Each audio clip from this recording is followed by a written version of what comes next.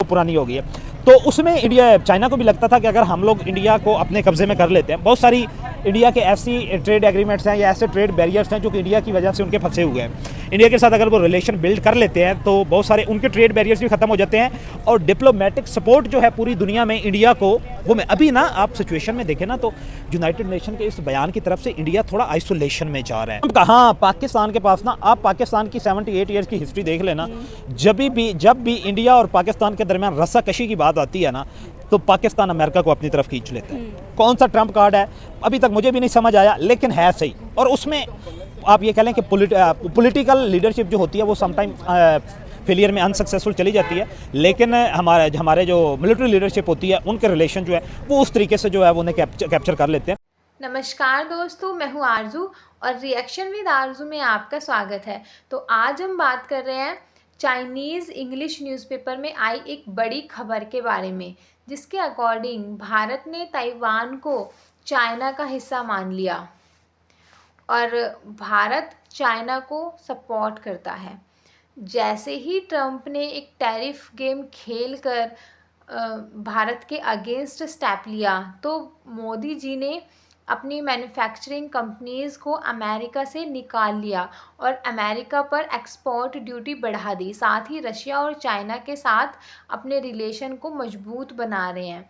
इसके चलते जो मिनिस्टर थे चाइना के वांग भारत आए।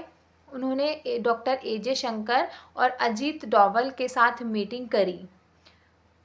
तो पीछे से चाइनीज़ मीडिया ने ताइवान को भारत ने चाइना का हिस्सा माना, ऐसी स्टेटमेंट पब्लिश करी। तो भारत ने इस स्टेटमेंट के जवाब में कहा कि भाई ताइवान के संबंध भारत के साथ ऐसे ही हैं जैसे पहले थे, उसमें कोई चेंज नहीं हुआ है किसी भी तरह का। तो चलिए जानते हैं कि पाकिस्तान के लोगों का इस बारे में क्या कहना है। पहली बात यह है कि मुझे आपके ऑडियंस जो बड़ी अच्छी तरह जानते हैं और आप लोगों ने कमेंट सेक्शन में बताना भी है कि मैं कॉमन पब्लिक में से हूँ, ये आपके लिए स्पेशल हुई है, आपने लाजमी बताना है। दूसरी बात यह है कि इंडिया ने यह फैसला कर लिया कि हमने ट्रंप को टक्कर देनी है और देनी ही देनी है और हर सूरत देनी ही देनी है। अभी सितंबर का महीना चल रहा था, हेड ऑफ़ द स्टेट्स जो हैं वो यूनाइटेड नेशन जनरल असेंबली के विजिट्स पे भी होते हैं।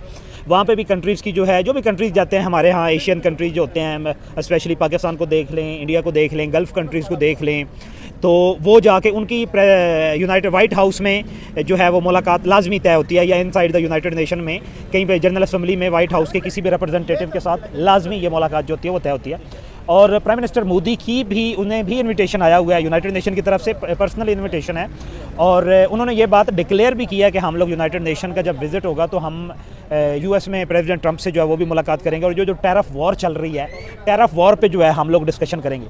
लेकिन इधर से ये एक अच्छी मूव है इंडिया के लिए, क्योंकि पहले क्या था कि, और हाँ, अमेरिका को सबक सिखाने के लिए भी, क्योंकि अमेरिका को जो एशिया में खटकती हैं रियासतें हैं उसमें चीन ही सबसे बड़ी रियासत थी, क्योंकि पाकिस्तान के साथ आजकल अमेरिका के बहुत अच्छे रिलेशन है। और पाकिस्तान की जो शटल डिप्लोमेसी है वो बड़ी फैंटास्टिक है अमेरिका के हवाले से, कि पाकिस्तान जो है ना वो हमेशा अमेरिका को अपने हाथ में रखता है। पाकिस्तान के पास कोई ना कोई तुरक का पत्ता होता है जिसमें वो ना अमेरिका को अपने जो है वो काबू में रखता है। और इसमें आप ये कह लें कि ज़्यादातर जो हमारी मिलिट्री एस्टेब्लिशमेंट होती है, मिलिट्री लीडरशिप होती है, और अब आप ये कह लें पेंटागन और GHQ के जो रिलेशन जो है ना वो आप बड़े डिप्लोमेट्स जो एक बात करते हैं कि वो कभी भी ख़राब नहीं होते, क्योंकि जो चीज़ बहुत सारी आप ये कह लें इंटेलिजेंस शेयरिंग होती है, बहुत सारी जो है वो आप ये कह लें कि जंगी मशक़ें होती हैं जो यूएस और पाकिस्तान जो मिलकर करते हैं। तो उन्हें ये था कि चाइना उनका सबसे बड़ा राइवल था और इंडिया ने ये कहा कि अगर ट्रंप को हथौड़ा मारना है ना तो हम चाइना के क्लोज होते हैं। अब ये ज़ाहिर बात है, आपने ये देखा था कि पहले जो रिक ऑर्गेनाइज़ करने की बात हुई, ब्रिक्स ऑर्गेनाइज़ करने की बात हुई, तो उस दौरान भी जो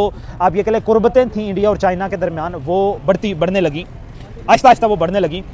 और इसमें मीडिएटर का किरदार जो है ना वो प्ले कौन सी कंट्री कर रहा है, क्या कहना चाहती है, कौन सा कंट्री आपको लगता है मीडिएटर इंडिया और चाइना के दरमियान वो कौन सा कंट्री है? पाकिस्तान नहीं, पाकिस्तान तो नहीं हो सकता, और कौन सा कंट्री है? बड़ा रशिया। हाँ, जाहिर बात है रशिया ही है, बिल्कुल रशिया ही है, क्योंकि इंडिया को जो कॉन्सिक्वेंसेस इस वक्त फेस करना पड़ रहे हैं, it may be in case in a form of tariff, in a form of social threat to India by US, in the form of diplomatic threat to India by US. तो ये सारी चीज़ें जो face करना पड़ रही हैं India को, वो जस्ट बिकॉज ऑफ रशिया करना पड़ रही हैं। लोगों लोगों के अकॉर्डिंग भले ही भारत का ये एक डिप्लोमेटिक स्मार्ट मूव है, लेकिन फिर भी भारत को अपनी पुरानी गलती से कुछ सीखना चाहिए। अब जो ये ट्रम्प है, ट्रम्प की तरह उसे चीन पर इतना ज़्यादा विश्वास नहीं करना चाहिए। ये चीन ही था जिसने अभी हाल ही में भारत और पाकिस्तान की लड़ाई में पाकिस्तान का साथ दिया था। तो इंटरनेशनल पॉलिसीज़ में कोई किसी का दोस्त, कोई किसी का दुश्मन नहीं होता है। जिसको जहाँ अपना फ़ायदा नज़र आता है, जहाँ अपना प्रॉफिट नज़र आया, वो उसका दोस्त बन जाता है। तो चीन को भी कुछ भारत के साथ अपना फ़ायदा नज़र आया होगा, तभी वो भारत के साथ हाथ मिलाने के लिए तैयार है।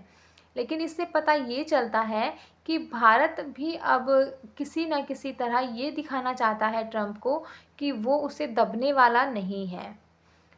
उसी के लिए वो ये सब स्मार्ट मूव्स ले रहा है, जैसे अमेरिका से अपनी मैन्युफैक्चरिंग कंपनीज़ को अफ्रीका में शिफ्ट करना, ओशियन ट्रेड में बहुत मजबूती से काम करना, चाइना और रशिया के रिलेशन है जो उनको मजबूत बना, चाइना और रशिया के साथ अपने रिलेशन को मजबूत बनाना।